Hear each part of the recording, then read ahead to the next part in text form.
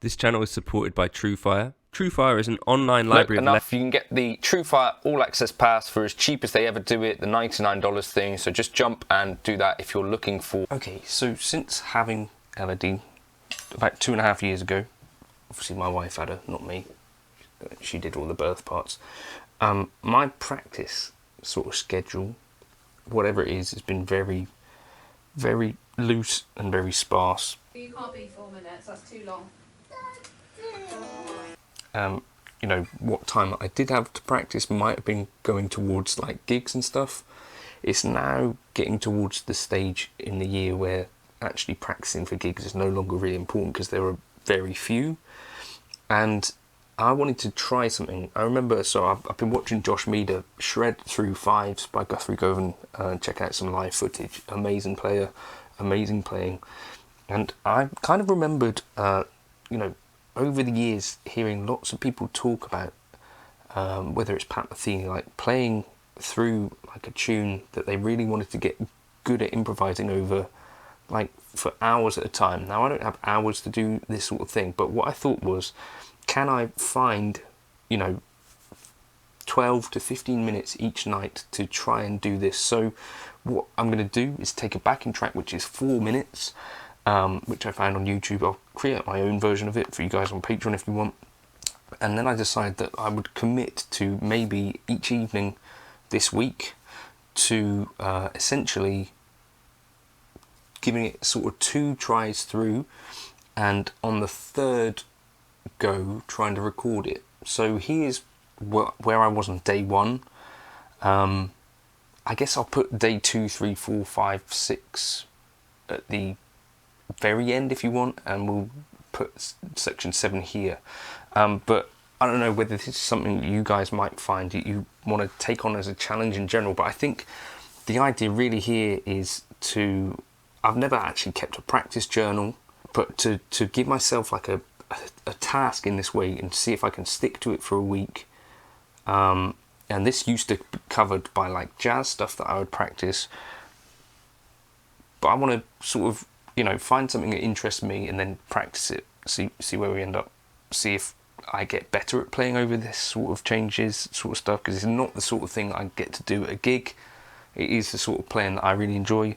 Can I sound like me over it? Can I get better at playing over these changes? Can it feel more comfortable? And can I get more creative with it? That's the goal of this. I don't know if I'll be able to achieve that with sort of like 15 minutes a day.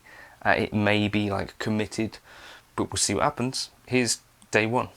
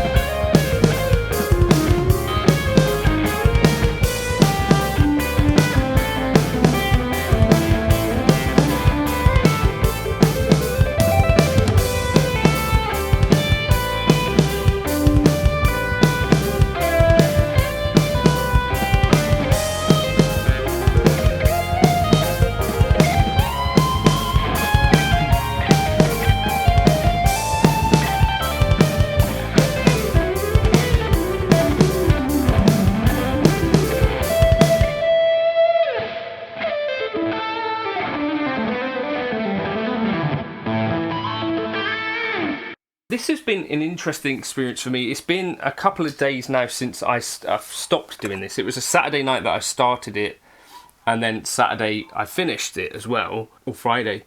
Anyway, so I've had a couple of days off, and I've got some thoughts on it. So I can definitely see that there's a real benefit, and this was kind of the thing that I was thinking about, where some of the great players would talk about they'd leave the house at a certain time, and the person that they were living with, whether it was John Coltrane or someone like that, I can't remember exactly who, or Charlie Parker, someone left the house, and when they came back, like after a day at work or something like that, they were still practicing the same tune. And this is the kind of thing I think so many of us guitarists kind of dip in and out of certain things in a normal human way, where it's like, okay, well, I'll work on this sort of thing, I'll work on that sort of thing. Where actually having a more defined goal, even if it's just for a week like this, can help you to make progress in a certain area. Now, the next kind of thing that I would kind of say around this is that keeping a practice journal in this way did actually help to sort of focus my practice and give me ideas around like what I might practice the next session. And I did notice that once I'd kind of stepped away from doing the practice journal part of it, that maybe the rest of the practice sessions were a little bit less focused and a little bit less productive in some ways. So that I think is another real lesson for me, because I've never really kept this. When I had piano lessons, it would be a thing that you would like, your teacher would write notes and you'd like just make sure that you did those each time. But as a sort of self-directing sort of methodology, it's probably a good idea as well, because I think at a certain stage you have it in mind what it is that you maybe should be working on. Now, what I would also say is that after maybe 3-4 days of this, I also started to kind of think, well, like existentially, why am I practicing this? Like, is it something that really speaks to me? Is it something that I feel like I should be working on, or is there, so it became like a thing where maybe day 5, day 6, it was kind of like, well, I will do this, but is it necessarily bringing me tons of inspiration? Not necessarily. And at that point as well, like I felt like it also kind of sort of plateaued in terms of day 1, day 2, day 3. I could see like maybe improvements. Day 4, day 5, day 6, day 7, it sort of petered out, not petered out fully, but in terms of like that energy that I went into it with, like that desire to get better at soloing over this particular thing, kind of was less there. So I guess as well, what we should be saying is like, that's not a bad thing. It's just that I recognise that the next time I do something like this, which I think I want to do more of, it's only like 15 minutes a day, which I think is possible for me to find. Like once Elodie's gone to bed, I can come into the bedroom studio and start to do this like quietly with headphones. And, would I record it every time any longer? No, that doesn't need to do. That was just for the sake of this video, so that hopefully if you were interested, you could see some progression. What I might make the goal will be something, maybe slightly more musically relevant for me, or something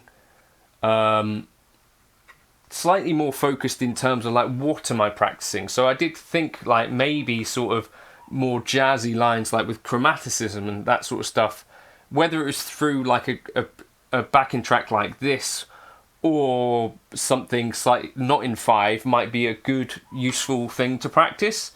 But also bearing in mind that this is a backing track that happens at like 1:55. On day 3, I think it was, I started my first thing of the day practicing it at like 120 BPM instead.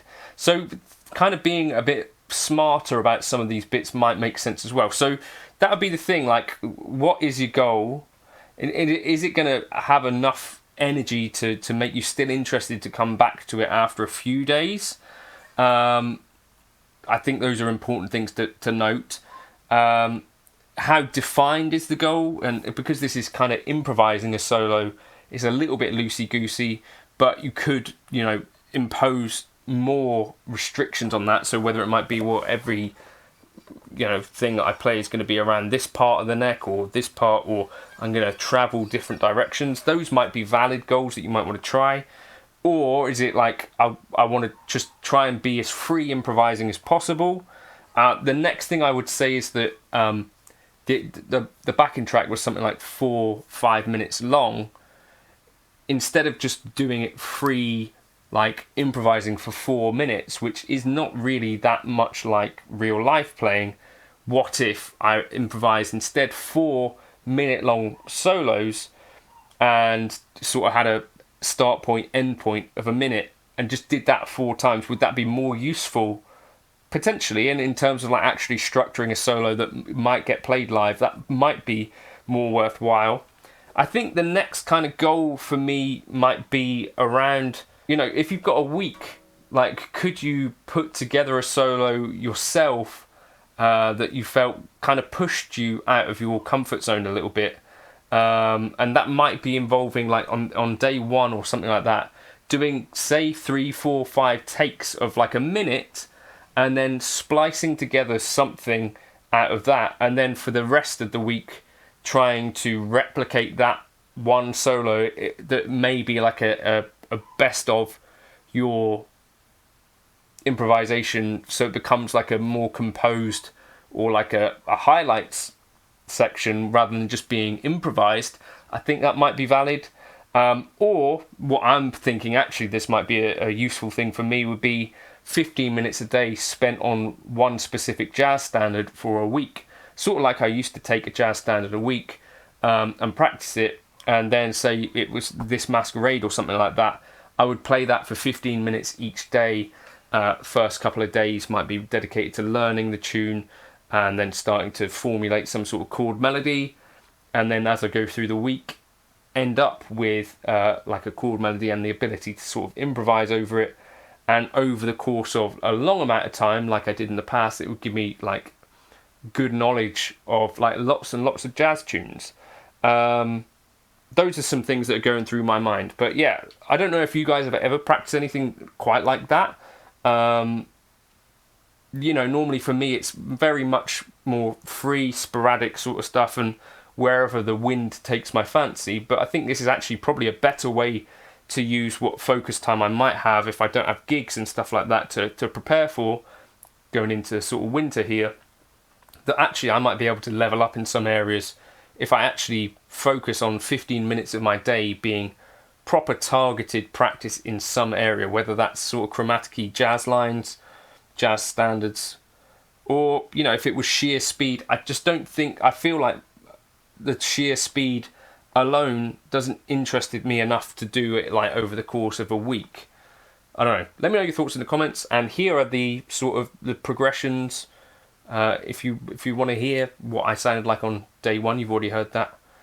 I may have already put day 7 here as well, but the in-betweens, and let me know if you feel like there was progress. Hopefully you can hear like day 2, day 3, day 4, I was definitely feeling more comfortable and maybe a little bit freer in terms of ideas. So even in the short term, I can see that there was benefit to doing this. It's about, I guess, choosing which type of thing you're going to work on. Yeah?